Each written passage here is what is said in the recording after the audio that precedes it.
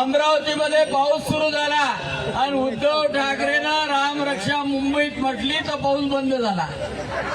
कारण का जे प्रभू श्रीरामचंद्राचं जेव्हा प्राणप्रतिष्ठा प्रधानमंत्री नरेंद्रजी मोदी यांनी केली तेव्हा उद्धव ठाकरेला जाग नाही आली. उद्धव ठाकरे नाही गेले मंदिरात, आमंत्रण पाठवून नाही गेले आणि त्याच्यामुळं उद्धव ठाकरेंनी आता किती ढोंग केलं, सोंग केलं. राम रक्षा सत्तेसाठी जनाब होणारे उद्धव ठाकरे, सत्तेसाठी हिरवी चादर पांघरणारे उद्धव ठाकरे, पुन्हा त्यांना भगव्याची आठवण झाली. सगळं सफाचट झालं, लोक सोडून गेले, वडिलांचा आशीर्वाद संपला आणि आता त्यांना भगवा आठवायला लागला.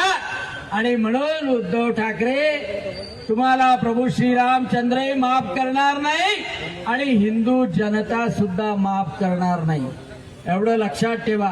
आणि त्याच्यामुळं या ढोंगाला आता तुम्ही मुंबईत जा किंवा नागपुरात जा, हिंदूंना आवाहन करा, काही करा, लोक नाही भूलणार. कारण का एक वेळा हिरवी चादर तुम्ही अंगावर घेतली, त्या अंगावर घेतल्यानंतर तुम्ही जनाबासारखे वागायला लागले आणि पोरालाही तसंच वागायला लावलं. अरे तुमचे पॅम्पलेट उर्दू मध्ये काढले तुम्ही आणि म्हणून कुठं फेडाले पाप. आणि म्हणून आता उद्धव ठाकरेंनी राम राम करत घरी बसावं. राम राम करत जर घरी बसलं तरच त्यांना शेवटचा मार्ग चांगला दिसल.